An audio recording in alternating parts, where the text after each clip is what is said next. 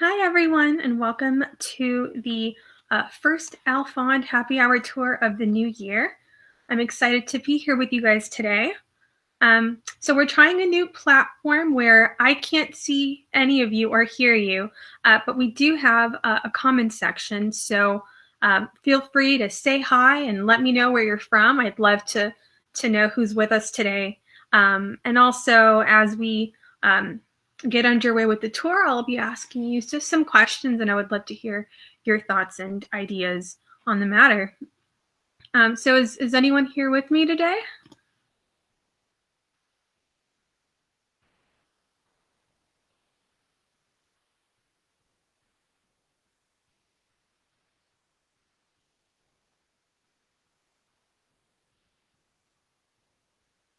I don't see any comments coming in, so I hope it's not a technical difficulty. But we're going to go ahead and get started. The theme of today's tour is going to be all about sports. I figured in honor of the 55th Super Bowl this weekend and the fact that we have not only are we hosting it in Florida at Ray James Stadium in Tampa, but that the Bucks are playing in the Super Bowl for the first time in quite a while. Figured like a good time to have that as the theme. And we've got hi, we have one person here with us. And like I said, if you guys say hi and let me know where you guys are from, I'm really excited to hear who I'm sharing the evening with. And so, because it is a happy hour tour, there has to be a cocktail if it's a happy hour tour, right? So I was inspired by the Bucks, and so we are doing the Buccaneers cocktail today, which is a yummy spiced rum cocktail, which is quite delicious. And we will be posting the recipe for you all on our social media sites for anyone who wants to make it and try it on their own time and let me know your thoughts. So before we get started, like I said, the theme of our talk today is sports, but I'd be really interested to know before we start looking at all of our artwork, when you think of the word sports, what kind of ideas come to mind? And you can just type these ideas in the comment box.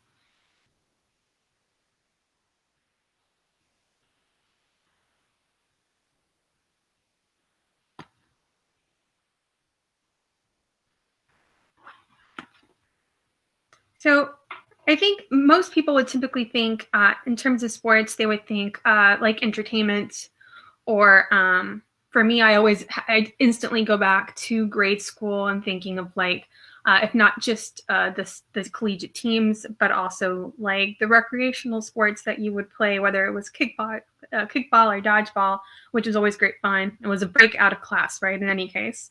And I also think about teamwork and tourism and just the idea of play, right? And fun. So I think we have a lot of really positive and romanticized ideas, which are automatically tied to sport for us. But I would think that there's so much more to it. It's such a complex idea that it exists independently as kind of this very pure core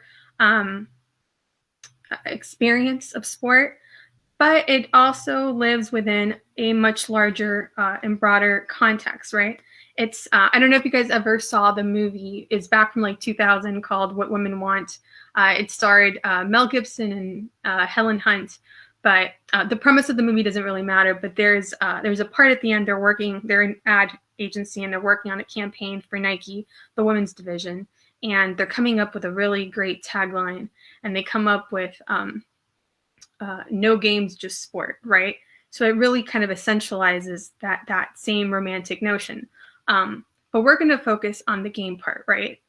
The complexities in which that idea of sport exists. And we're going to do so by looking at the work of 4 different artists from our permanent collection at the Alfond, so our contemporary works. which if you haven't visited the Alfond Inn and taken a stroll through the first floor to see all the beautiful artwork, I highly encourage it with a drink in hand, if you can, if you're being safe about it. But with that, I'm going to go ahead and share my screen. And we're gonna get started with our first artist.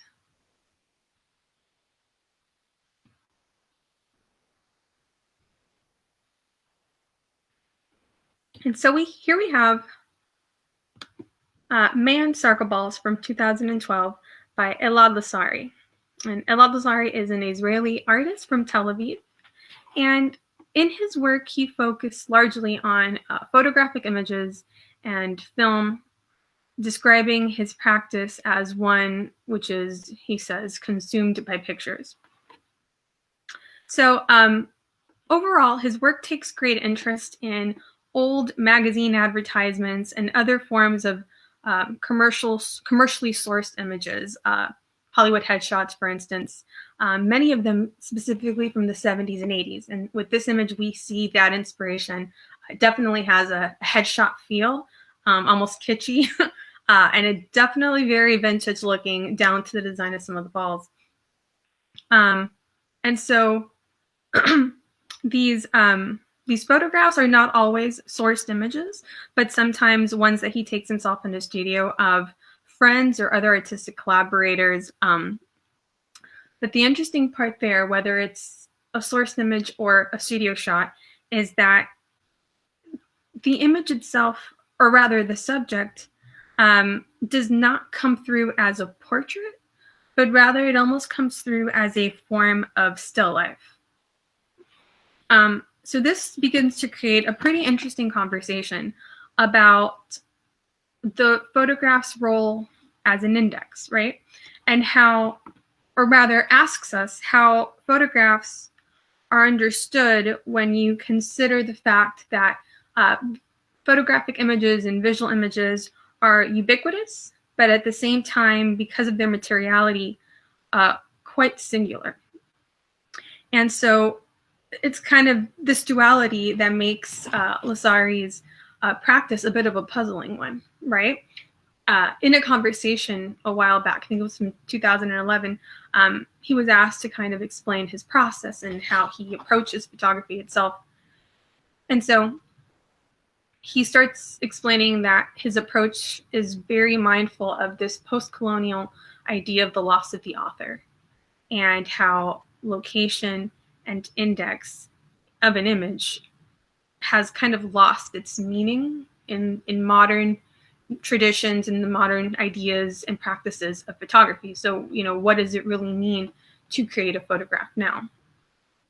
So if we take these ideas that underpin his work and we apply them to this image, Man Circle Balls, we start to see how these same concepts of consumption, of production, and of singularity begin to translate to this subject specifically. So we're going to take a quick visual analysis of this, and I'm going to ask you just, what do you see in this image? And again, you can feel free. I can see the chat, so you can share your thoughts with me there.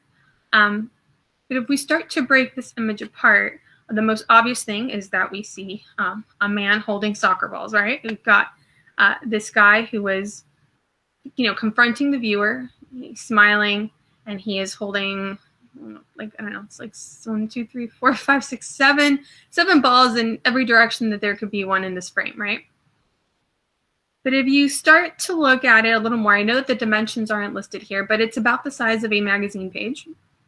So now you have some context of the size of the image. But start looking at areas, and I don't know if you can see my cursor or not, but if you look at the lower left-hand side of the image, we have what appears to be a dismembered hand. So we recognize that this is him gripping the ball, but we start to see elements of fragmentation within the image. The fact that it is the size of a magazine page and quite likely was sourced by one, I can't say that with absolute certainty, but it would speak to his practice as an artist overall. How does that reading start to change how we look at the subject of this image? If it's placed within a magazine ad and all the ideas that come through with that.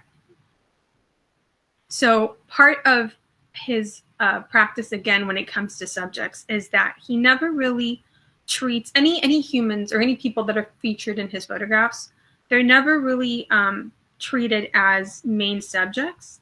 Their value is on par with whatever objects they're depicted with. So here, the protagonist is not the man and the soccer balls are on the side. They are equals within the frame.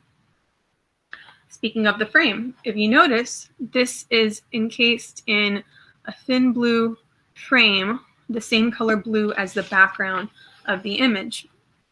And so that's not accidental, right? He didn't just happen to have a spare blue frame and use that to insert the image. This is a very intentional choice. The frame itself is painted the same color as the background of the frame of the image itself. And so by doing so, it kind of has a dual effect, right? At the same time, it creates a boundary for the image, but because it's the same color, it almost extends it as well. And so I'm curious to know what effect this has for you personally as a viewer, and you can share those thoughts in the comment box. But the matching colors also tells us that the frame plays a key role. So for the artist, what he accomplishes by doing this is that having this frame, remember we talked about the idea of ubiquity and singularity, it helps to extrapolate the image from the context of photography itself. And what it does is it creates a type of sculptural object out of the image. I have a comment. It can be argued that he seems more like a prop than an equal. Absolutely. That is definitely part of his practice here. All the people and the objects are just their subjects, but more object than subject, one would argue. So when we start thinking in terms of sport, right? Not just because there's soccer balls and that was just useful. No, but we start thinking of this man, we're going to possibly assume he is an athlete of some sort and play soccer. And the fact that this is likely a sourced image, and thinking about how athletes are often portrayed in media, right?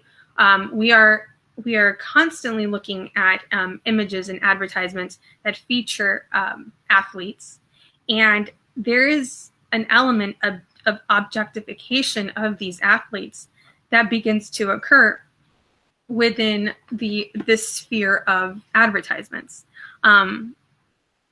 So you have the objectified subject as athlete that kind of becomes a character and enters into a conversation with other objects that are consumed in everyday through these types of magazines, or if we want to broaden the field, through television media, through all forms of media. And so if you think about how many athletes you see in print media, what purpose does their images end up serving? So you can think about that a little bit. Why are they in media to begin with, right? If they're athletes, they belong in the field. Under what circumstances do we encounter them as these objectified, consumed objects? And you start thinking of that. You start thinking similarly to ads that we have a long history of objectifying and fetishizing women.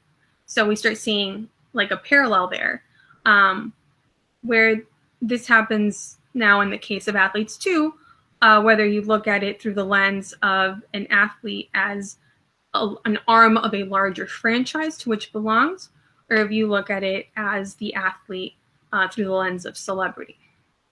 So there's many levels to how we are consuming these images. And this kind of leaves us thinking about how this newfound objectivehood, of the image can affect our reading of the subject and vice versa. So how this very particular image can affect our understanding of the object itself, it being an athlete. So any comments or thoughts that you would have on this, just put them in the chat, and when we get done, I will go back and reference all of them. So our next work, thinking about that same idea of consumption, we have here Brian Burkhardt and his Tennis from 2014. Burkhardt is an American artist, originally from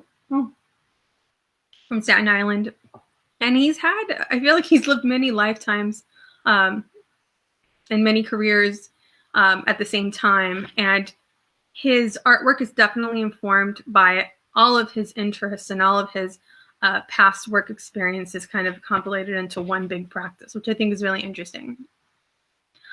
He began as an organic farmer in Staten Island, and he always talks about how he was always aware of these disconnects between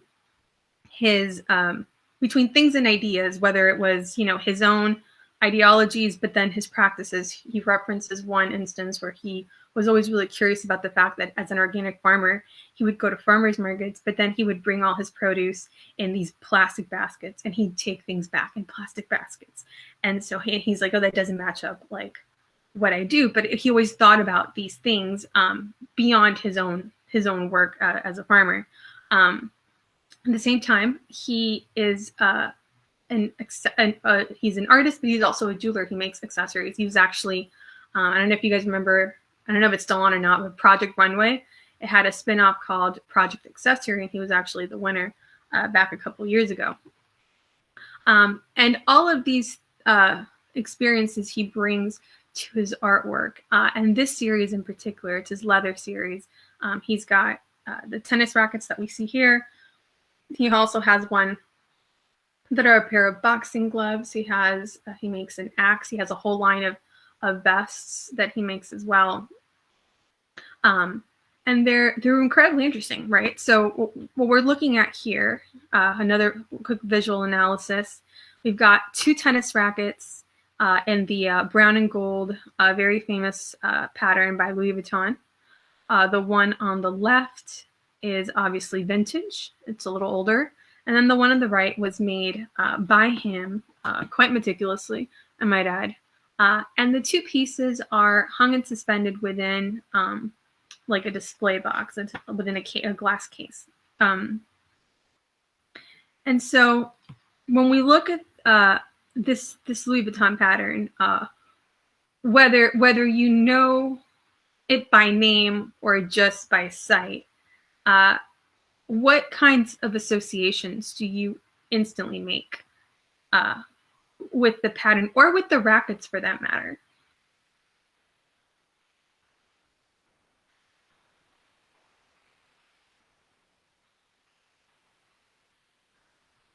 So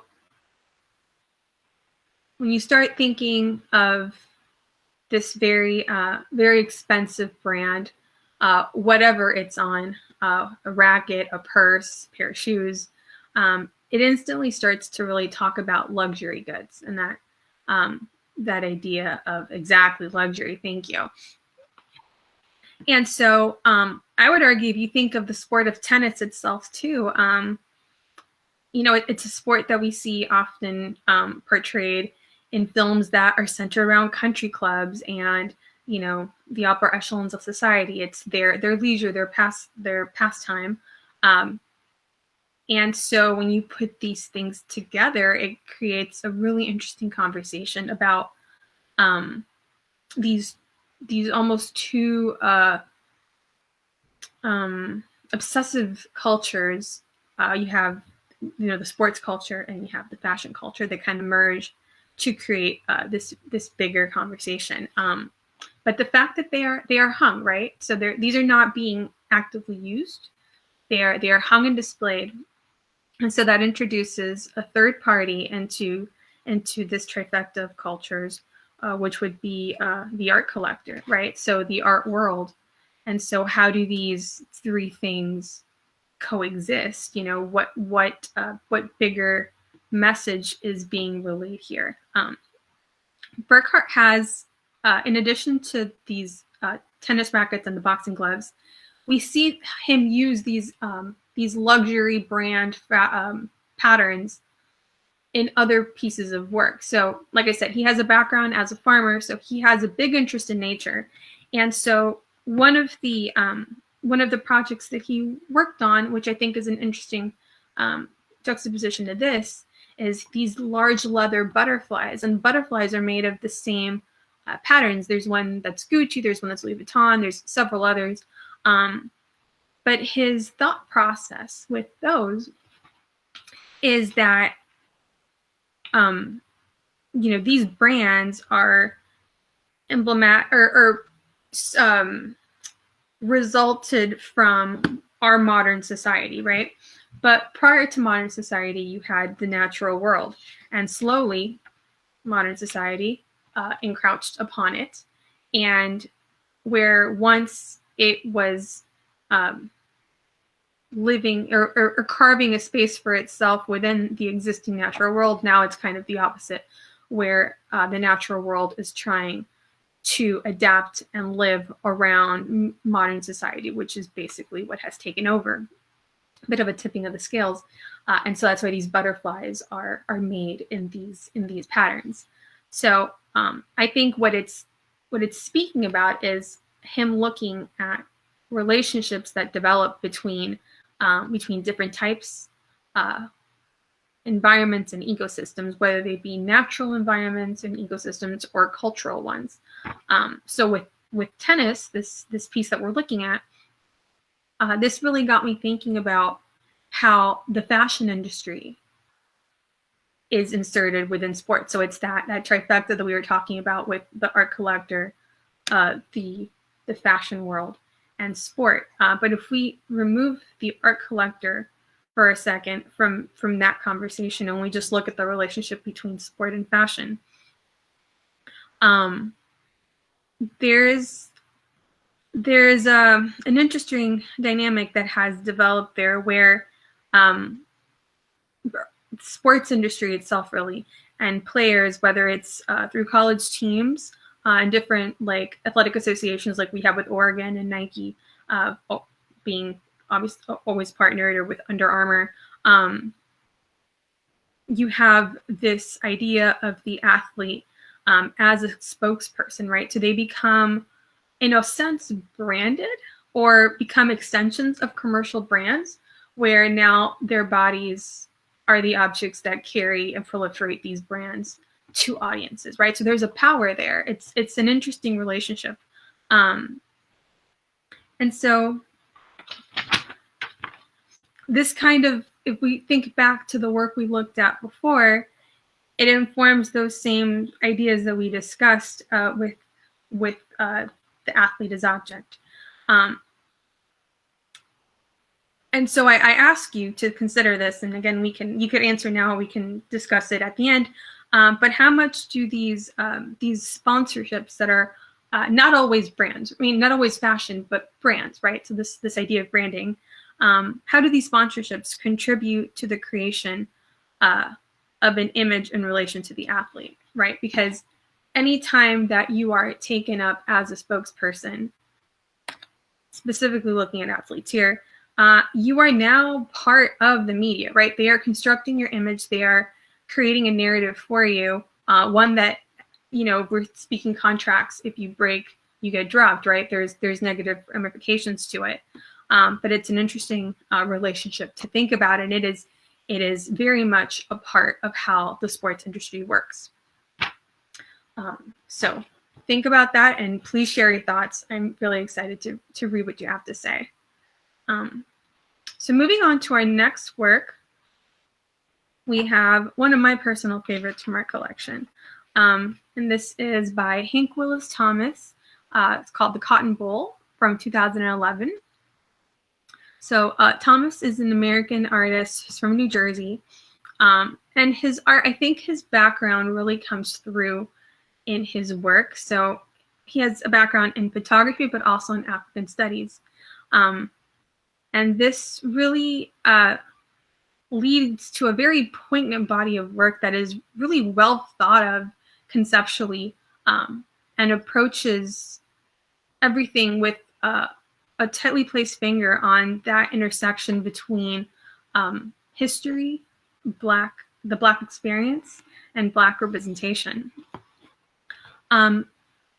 So much of like a lot of his work, I don't know. We have a few pieces, I believe, in our collection. But if you've seen his larger body of work, he does play a lot with advertisements. But this work specifically addresses themes of pop culture, identity, and social justice. The photograph then serves to translate into a marker of attention to implicit social and political discourse. So if we look at the image, what is it that we see? There's a lot to unpack with this one, so it's one that's definitely worth deep looking. So instantly, what you're first confronted with, you have two figures. You have what is very clearly a football player, and the other figure is some kind of cotton sharecropper. And then if we keep reading, so you've got this line of scrimmage kind of separating the image and the two people. You have, if you look at the terrain, you've got two different fields, right? You've got the football field, and you've got this cotton field. You've got, they're kind of mirroring each other. So one of them is in a three-point stance, and the other one is in the stance that one would take to pick cotton, so to speak. But it goes so far beyond that, right? So we know that he's always informing his work with history. And so we start looking at these mirrors. What we end up with is the exploration of the relationship between two things, right? Duality. So that idea of duality really comes from Thomas referencing the work of W.E.B. Du Bois and the idea of the double consciousness. So this would have been during the Great Migration in the 1920s, early 20th century. And the double consciousness was the understanding that Black population in the United States, even though now they were officially free, always had to be aware that they couldn't just exist like the white population, right? There was always two lenses through which they were being judged, who they really were, but then who they were being perceived to be, and that was usually negative, right? And being projected onto them by the white population. And so if we look, so we already know this is kind of woven into the fabric of this image. But if we look beyond that, this work is part of a larger series, and that series is called Strange Fruit. So that term, I don't know if you guys have heard that term before. If you have, I would love to know how you were introduced to it. But it references a song from 1939. It was recorded by Billie Holiday. And it's really a song of protest against the act of lynching that was a very frequent horror that was faced by Black communities in the United States, specifically, mostly the South. But that term, strange fruit, it's creating, it's comparing the form of Black bodies hanging from trees after they've passed away to fruit that would grow on specifically Southern trees, right? And that strangeness is because it's a body and not a fruit, but also a lot of times after the body was lynched, they would be set on fire. So that gnarled shape that the body would take. And so that's the reference. It's a pretty dark and horrific history that is associated with the name of the series, but it is important because it's continuing to link the past and the present, and extending that history to the arena of sports specifically. So what we have, as we've discussed, is a duality here, and where the past you have this freed Black sharecropper on the other side, you have the football player, and that represents the future, right? So past and future. But I think it's really interesting because if we think of the duality of the concept of freedom within the Black experience, if you take it back to the point of the Great Migration, why was the migration happening in the first place, right? You have if you think of now the sharecropper as the future and the past being the slave, you have enslavement and freedom, but within an environment where they almost look largely the same, right? It's hard to tell if you're really free, hence the migration. You needed to get away from that. And so now we have two seemingly freed parties, but they're still existing within a system, right? And so this is how Thomas introduces this conversation of the exploitation and the inherited history of the Black body in sports today. So if you think about this connection, instantly we look at the field, right? So we have a field that represents two industries. On one side, you have the sports industry. On the other side, you have the agricultural industry. And both were built on the backs of and through the labor of Black bodies, right? Two industries, whether now or then, fueled by this very specific demographic. And so the connection between sports and race becomes a pretty troubling one, right? Thomas here remarks on the many forms of exploitation that are occurring in sports today with Black athletes. So whether it's in college, as we discussed a little bit before with the Burkhardt piece, we discussed it in terms of brands, but and we discussed it with the object a little bit in the Lassry. But if we think about how sorry, I just read a comment. So this is about the strange fruit. Interestingly, the song was based on a poem. Yes, absolutely was. By a Belle Mirapole, published in the Union publication. It was the poem itself is about the protest of lynching. So because it was such a ubiquitous thing that it needed to stop. It was out of control. So it's always one thing informing the other, right? But with college bringing it back to college athletes of color, you basically have these huge universities who are making. I mean, collegiate sports is over $3 billion a year industry, and so these student athletes basically for free build the fortunes of these industries, right? And so yes, they get paid with tuition and room and board and merchandise, which is, I think, equally problematic. But then all they're really becoming is these walking billboards, right, that are given just enough to continue feeding that system. But when you take into account the fact that college sports are very dangerous, right? You have, you put yourself at risk at no pay for the, filling of the pockets of the university which you represent. So it's a fine line, and one that has been protested in the past and has really gotten a lot of media attention in the last couple of years. Finally, kind of trying to shed some light of the transparency of how that operates. But then, when you continue thinking of athletes and how brands take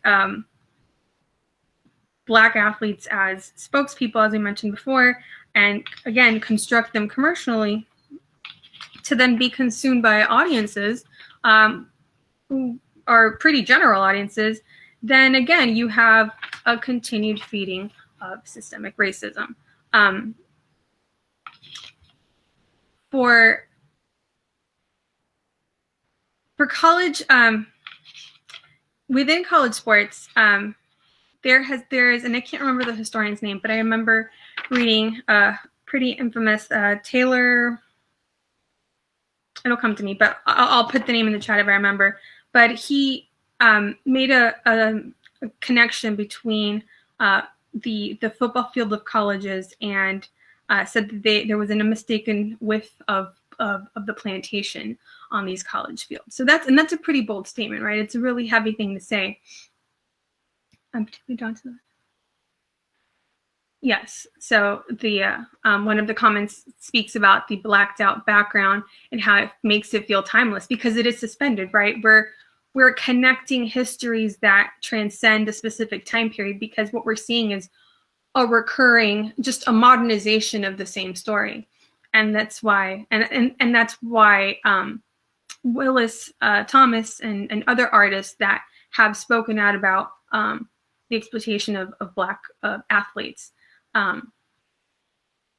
continue to make reference to the fact that we need to look at the history to kind of see that there is a problem with this, and it's not just sport and the way the industry works. We do have another piece which I did not feature on this in this tour by Hank Willis Thomas, which is "I Am the Greatest," and that again speaks to sports. It's like a campaign button that has the slogan "I am the greatest," made popular by Muhammad Ali, which again just unpacks that same idea in a different way. And that one is on view at the museum right now at the CFAM, not at the Alfond. But I would recommend that you all go see it because it's really impactful and it's very large. So it definitely it's worth looking at. But moving beyond, so like we discussed, these athletes function within this larger system, but that system does not go as far as just the bodies of the athletes, right? It goes beyond to the spaces that they occupy. So with that in mind, we're going to look at our next artist, Daniel Rich. And Daniel Rich is a German artist born in Ulm.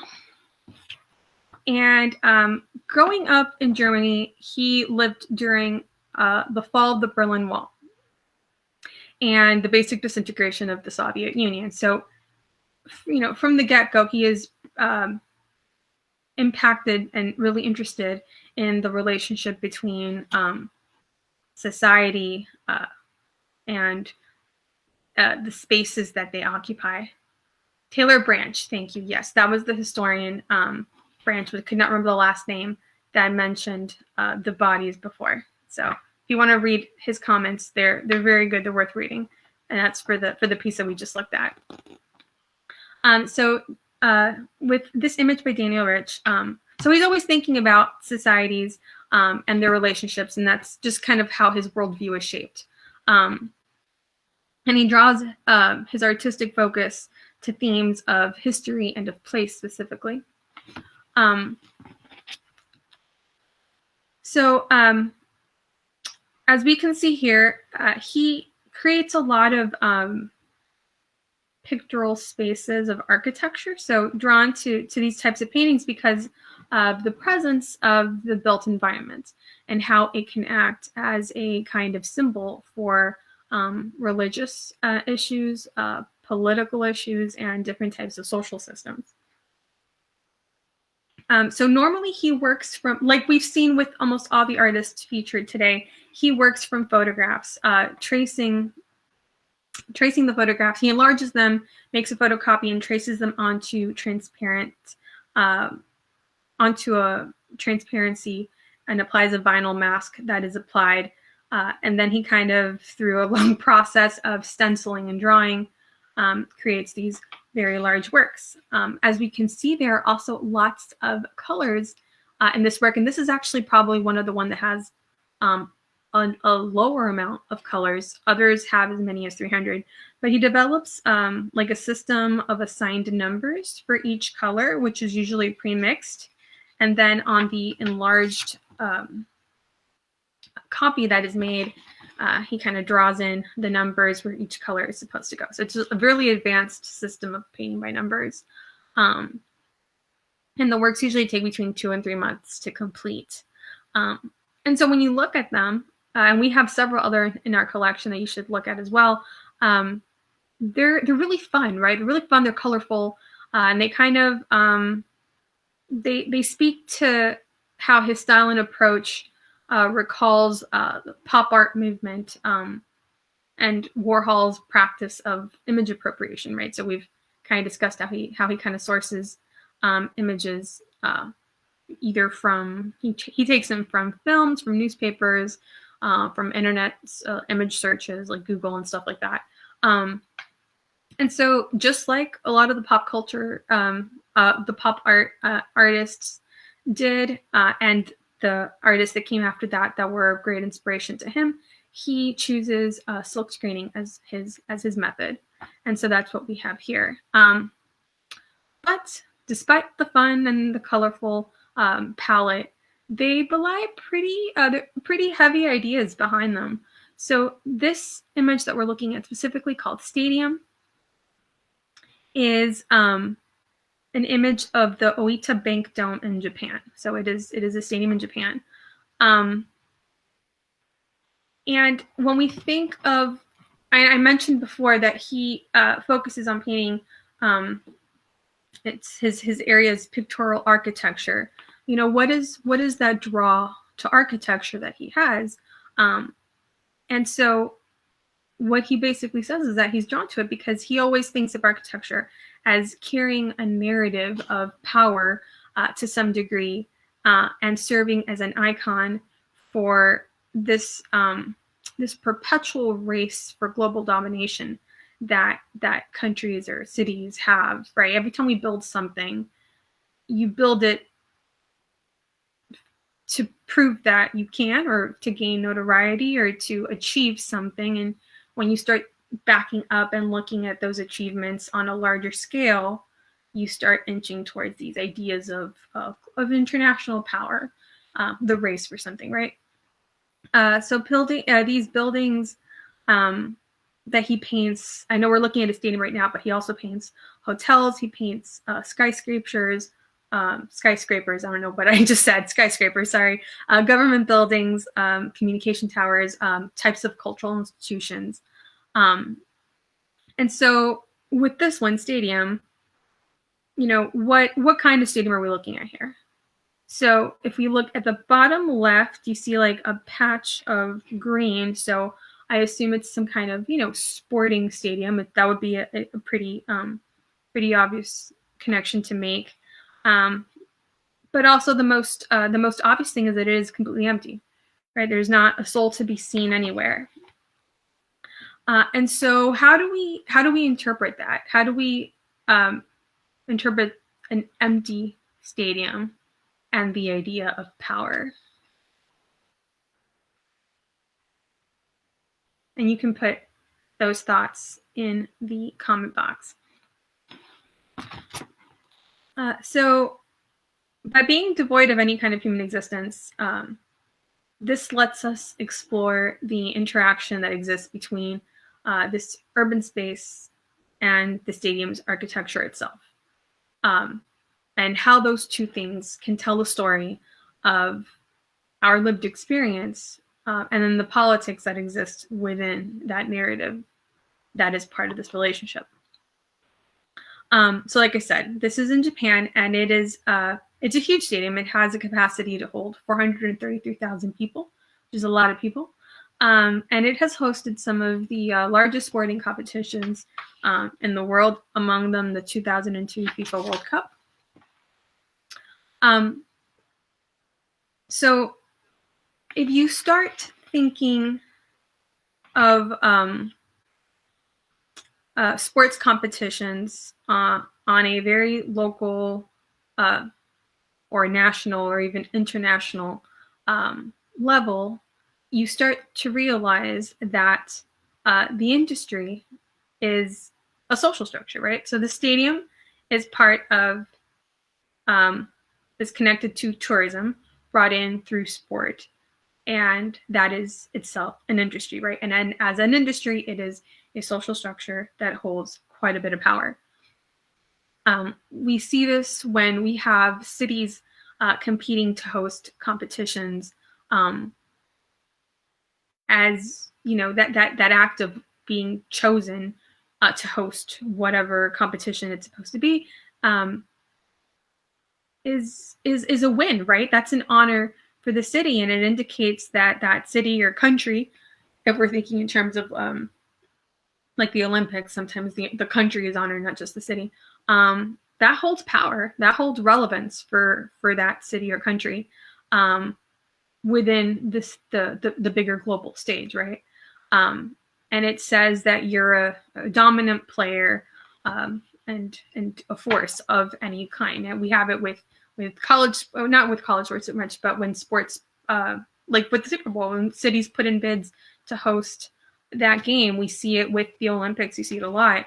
And that can be troubling, right? Because when a city hosts Olympics specifically, I remember reading a documentary on that, or watching a documentary on that, it can have a lot of negative effects, right? So it's about like weighing that power, but then who gets exploited in the pursuit of that global accolade of getting to host, right? So that's a conversation in and of itself. But the stadium, beyond its physicality as a symbol in terms of global power, also acknowledges that itself as an architectural piece carries a lot of political weight, right? So in recent years, I think we can argue that we have seen how stadiums have become a political platform, even though maybe they did not set out to do so, right? But the fact that they can tells us that they hold a lot of power. And so in that conversation, I think the best way to unpack that one is with our last work for the night, which is National Anthem by Kota Ezawa. And so Kota Ezawa is a German-born Japanese American now, and we're gonna see how this background plays a role in his approach to the themes that we are looking at here. And this piece is from 2019. It is part of a larger series called National Anthem.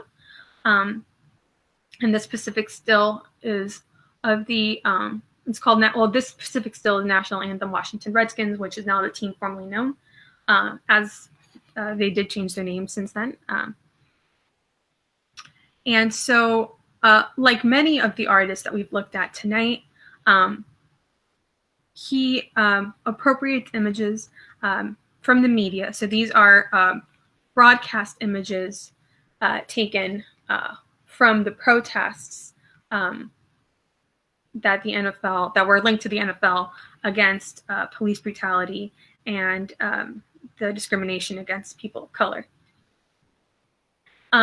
He takes those images and he kind of renders them into his signature flattened 2D style because he thinks, or he claims that by doing so, he kind of gets to the essence of the image. So it's a personal choice. But in this image specifically, what we're looking at is, yes, we're looking at a moment of protest for police brutality, like we said, but it's a very specific moment. This is, we're looking at the players, Samaje Perrine, which is number 32, the one all the way over here. Terrell Pryor, number 11. Kirk Cousins, number 8. Brandon Davis, number 85, sorry. And Jeremy Sprinkle, number 87. And this is the Washington team right before they were playing the Oakland Raiders in September of 2017. But over this weekend, pretty much NFL teams across the nation were linking arms and protesting in solidarity because the then former President Trump, in his tweets, had said that any players seen protesting this weekend should be fired because this was an unpatriotic act. And so the artist, so Ezawa here, that really struck a chord with him because he saw it as a very patriotic act. So it's really asking the question whether what is happening here is patriotic or whether it is not patriotic. So as we know, these protests kind of were originated with Colin Kaepernick San Francisco 49ers, who started just by taking a knee, right? And it kind of grew into this much larger discourse, always enacted on the stage of the field, right? And in the moment of the anthem. And the artist, he has a particular connection to moments of saying the national anthem during sporting events, because as a kid growing up in Germany, he used to watch soccer a lot, and he always was really drawn to that moment because it's a moment of stillness, but also of a lot of tension. And so as someone who grew up in Germany, born in Germany, the son of a Japanese immigrant, and now a naturalized U.S. citizen, he has an interesting relationship to patriotism, because he's quoted as saying he never knew which flag to wave to support what team, because that's, when you have that many backgrounds, you become multivalent in of yourself, multicultural, to the form where you could take the approach of having many homelands or having no particular connection to either one. And so when we look at his motivation and his understanding of this moment, we can really see how, really, regardless of what side you are on, the conversation is about a bigger understanding of the fact that this field has been extended beyond just a venue for entertainment purposes and has become a political platform, has become a place where athletes they can step out of these objectified roles that we discussed before and can do a very human thing like protest human rights, right? Outside of our understanding of leisure in sport is. So looking at this image, contrary to the piece that we just looked at by Daniel Rich, this is not an empty stadium by any means, right? So this really kind of emphasizes these people in the background, the fact that this is a very public platform, right? And so one of the arguments that Ezawa makes for this being a patriotic act is that he says that he just can't imagine how anyone who stages a protest in front of millions of people, it's got to mean that means that whatever country or place they are supposed to represent is meaningful to them, right? So this is how he interprets this act as being a patriotic one. And I think the duality of that question, is this or is this not patriotic, is further represented by, if you see the flag here behind player number 11, it's grayed out, right? And I've always kind of interpreted that as acknowledging that this is a gray area where it's not necessarily one side is right and one is wrong, or vice versa. It's a conversation to learn from and to have. And so I hope that this was, like I said, this was the last piece, but I hope that our understanding of our discussion of athletes and of sporting venues as active agents within a pretty complex system that holds great international power, really, because this is something that was being seen, across countries, not just our own, can really influence our understanding in terms of representation in politics and culture of what sports could and should be understood to be. So with that, I open up the chat to any more questions or comments. And I want to thank you for joining me for today's tour.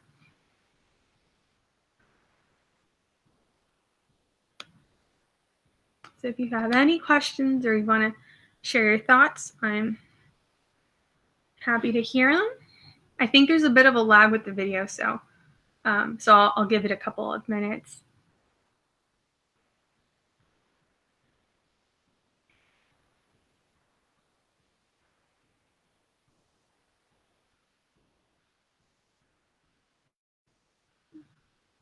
And if there aren't any comments, then I hope you guys have enjoyed yourself.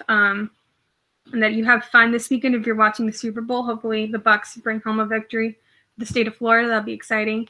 And if not, then I hope to see you guys next month for a new tour. It's always on the first Wednesday of the month.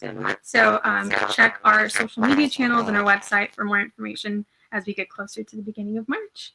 And with that, I hope you all have a good night. Take care.